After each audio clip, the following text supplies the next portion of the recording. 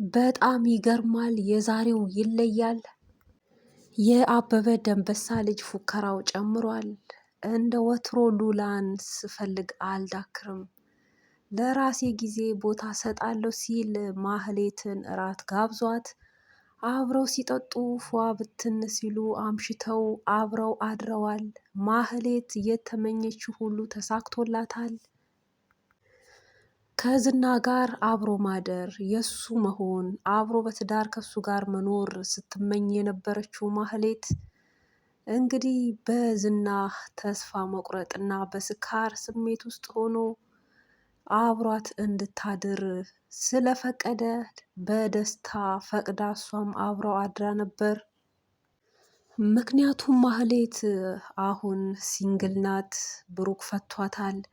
ሌላ ደግሞ የሚፈልገኝ ሰው አይኖርም የሚል ሀሳብ ስላላት፣ ምክንያቱም ታሪኳ በአደባባይ ስለተሰጣ ከዚህ ቀደም በተለቀቀው ቪዲዮ መሰረት ሁሉም ገበኗን ስለሚያውቅ ማንም የሚፈልገኝ የለም የሚል ተስፋ ስለቆረጠች፣ ፕላስ ደግሞ ሀብት ያለው ልክ እንደ ዝና ያለ ወንዳ ወንድ የሆነ በክፋት የተሞላ ልቡ ያበጠ ልክ እንደሷ ባህሪ ያለው ወንድ ምኞቷ ነውና አጋጣሚውን ተጠቅማ እንግዲህ ሰተት ብላ ገብታ አብረው ለመተኛት ወስናለች ማለት ነው። እህቷ ኤፍራታም ቆየሽ የት ነሽ ስትል ደውላላት ነበር።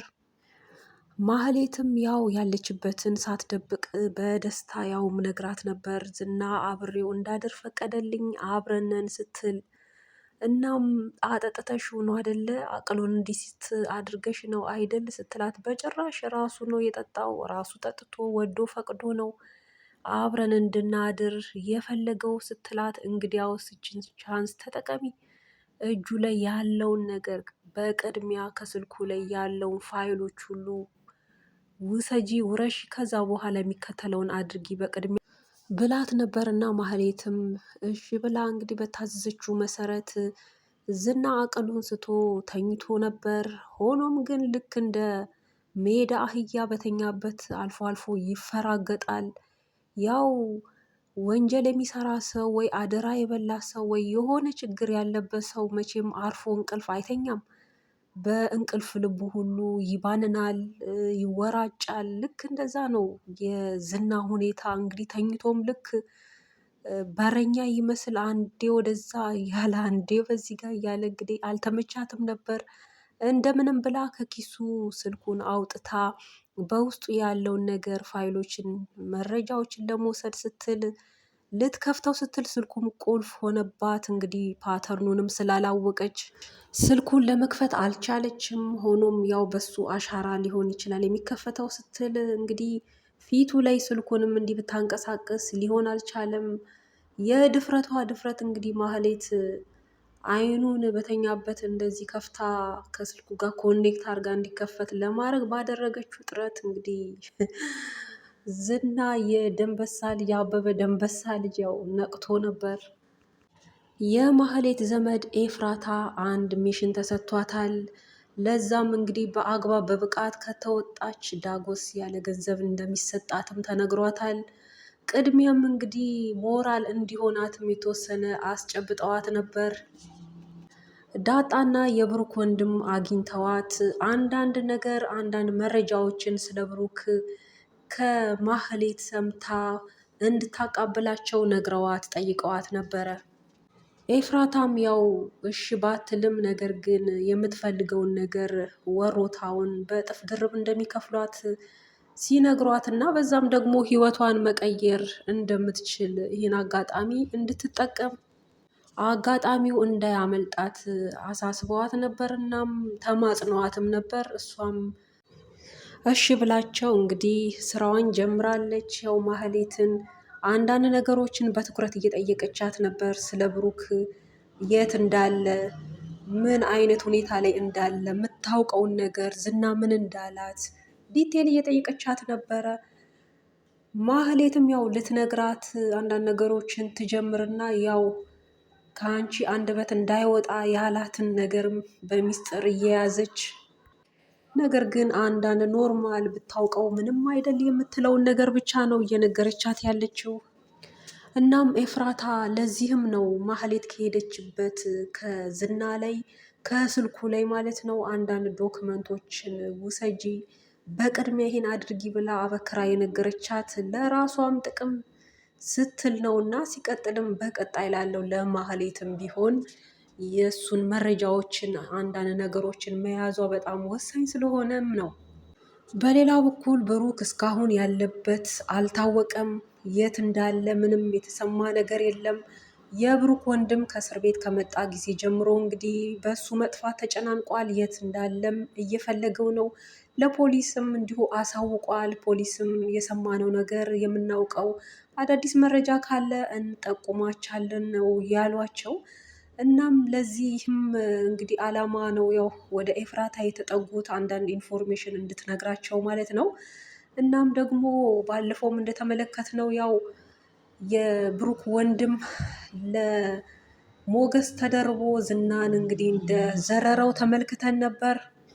እናም ዝና በዚህ የተነሳ እጅግ ተቆጥቶ ተበሳይቶም እንደዚህ ተደፍሬም ተመትቼም አላውቅም ሲል በሱ መንገድ የመጡትን ሁሉ እንደማይተዋቸው ሲፎክር ነበር። እንግዲህ ብሩክም መቶኛል፣ የብሩክ ወንድምም እንዲሁ መታኝ፣ አዋረደኝ።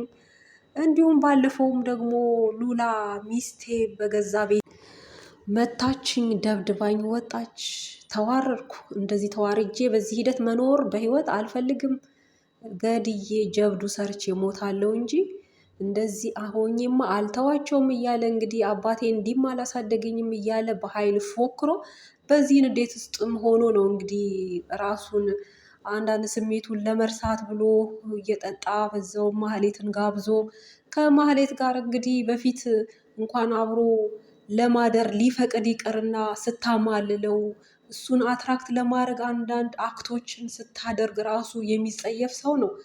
ከሉላ ውጪ ማንንም የሚል ሰው ነው። አሁን ላይ ግን ያው ሉላን ለማግኘት አንዳንድ አዳዲስ ስትራቴጂዎችን አውጥቻለሁ ብሏል። በዛ በነደፍኩት ስትራቴጂዎች ሙከራ እናደርጋለን፣ እንፈልጋታለን የሚል ሀሳብም አለው። ያው ለመግደል ነው። ከእሷ ጋር ድጋሜ የመኖሩም ተስፋም ፍላጎትም የለውም። ምክንያቱም ገሏንም አርክሳለች፣ ከሌላ ሰው ጋር እስከ ዛሬ ድረስ ተኝታለች። ሲቀጥል ደብድባኛለች፣ ከእሷ ጋር ከዚህ በኋላ አልኖርምም እያለ ነው። ነገር ግን አልተዋትም። እሷንም ሞገስንም እገድላቸዋለሁ ነው። እናም ብሩክንም ቢሆን አልመታውም ወይም አልበቀለውም ነበር የሚለው። በህግም ስላመለከተ አንድ ነገር ቢሆን ከሱ ራስ አልወርድም ስላለ ምንም አላረገውም ሲል ነበር። አሁን ግን እሱንም አልለቀውም ወንድምየውንም እንዲሁ ዋጋ ይከፍላል እያለ እንግዲህ ፉከራው በእጥፍ ድርብ ጨምሯል።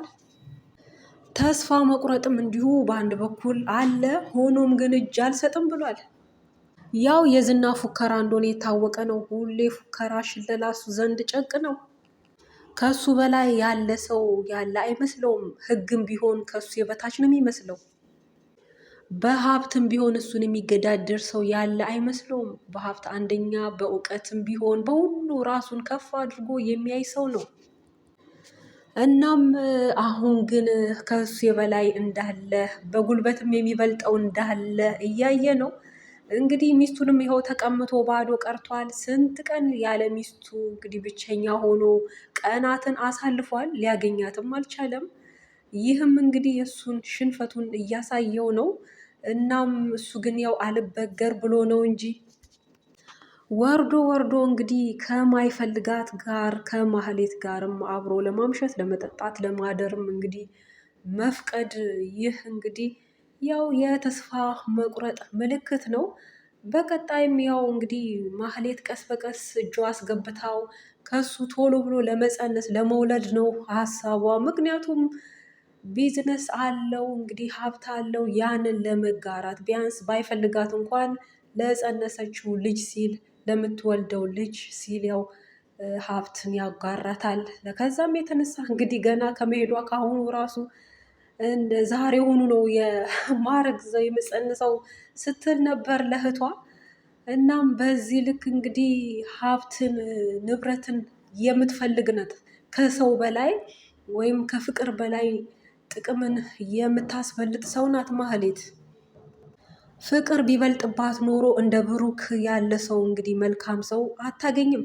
እሱን ረግጣ ትታ ልጁንም ልትገል ብዙ ነገር አድርጋ ከዛ ቤት ወጥታ አሁን ግን እንግዲህ ግፍ እያየች ነው፣ እየቆጫትም ነው። ምን ነው እንዲህ ባላረኩ እያለችም ነው። ነገር ግን ያለፈ ነገር ሆኖ እጅጉን ቆጭቷታል። ሌላው በዚህ ክፍል እንደተመለከትነው ቅድስት ሳሎኑን እያጸዳች በነበረ ሰዓት ከሶፋ ስር አንድ ቲሸርት አይታ ነበር። ያንንም ቲሸርት ስትመለከተው ስታሸተውም ጠረኑ የብሩክ ነው። እንግዲህ ቅድስት ብሩክን እጅግ በጣም ናፍቃለች። መጥፋቱ ደግሞ ይበልጥ ያሳሰባት አንደኛ እሷን ነው፣ ቀጥሎ ወንድምየውም ቢሆንም ግን እሷ እንግዲህ ከሄደ ጊዜ ጀምሮ በሰቀቀን እንግዲህ እጅጉን ተጨንቃለች። እናም ይህንን ቲሸርት ስታይም እያሸተተች የእሱን ጠረን ልክ እሱን ያገኘች ያህል እየተሰማትም እንግዲህ በጣም ናፍቀዋለች፣ በጣም ታፈቅረዋለች። ፍቅሯንም ሳትገልጽለት ወይ አብረውም ሳይሆኑ በአጋጣሚ ነው እንግዲህ ወጥቶ የቀረው። እናም ከዛም የተነሳ ቲሸርቱን እያገላበጠች ስታይ ደም የነካው ነበር። በዛም እጅግ ተጨንቃ ለወንድምየውም ስታሳይ ነበር። እሱም ደግሞ መጨነቅም ብዙ ማዘን ማልቀስም አይጠበቅም፣ የሆነውን ሁሉ እናደርጋለን አይዞሽ እያላት ነበር። እናም ደጋግሞም የቅድስትን መልክ እያየ ቁንጅናዋን እያየ በአትኩሮት እንዴት ነው ብሩክ አልነካካሽም ወይ? እንዴት ነው እዚህ መኝታት ሚሞሪ የላችሁም ወይ? እያለ ለማወቅም እየፈለገ ነው። እሷም ደግሞ በጭራሽ ብሩክ እንደዚህ አይነት ሰው አይደለም እያለች ነው። እንግዲህ አለመሆኑን አይቶ ከብሩክ ጋር ምንም አይነት ኮኔክሽን እንደሌላት ምንም እንዳልጀመረች አውቆ እሱም የከጀላት ይመስላል። እንግዲህ ከብሩክ ጋር ምንም አይነት ኬስ ከሌላት ያው እሱ እንደሚወስዳት ነው፣ በቀጣይ እንደሚፈልጋት ነው አስተያየቱ ማለት ነው። እናም ምሳሌ ልጁም ያው ብሩክ ውጭ ሄዷል ስለተባለ ነው ትንሽ እንግዲህ የተረጋጋችው። ያው ውጭ ሄደ ሰው ትንሽ ይቆያል የሚል ነገር በአእምሯ ስላለ ከዛ ውጭ ያው አባቴ የታል የሚል ጥያቄ በጣም እያበዛች ነው። በጣም አባቷንም ናፍቃለች። እንግዲህ በአጠቃላይ በዚህ ክፍል የቃኝ ነው የተመለከት ነው ይህንን ይመስላል። ቀጣዩን ክፍል በቀጣይ የምናጋራችሁ ይሆናል። ይህን ቪዲዮ በማየት እስካሁን ስለቆያችሁ ከልብ አመሰግናለሁ። ቻናሉን ሰብስክራይብ በማድረግ ቪዲዮ ላይክ በማድረግ ቤተሰብ ይሁኑ። በያላችሁበት ደህና ሁኑ።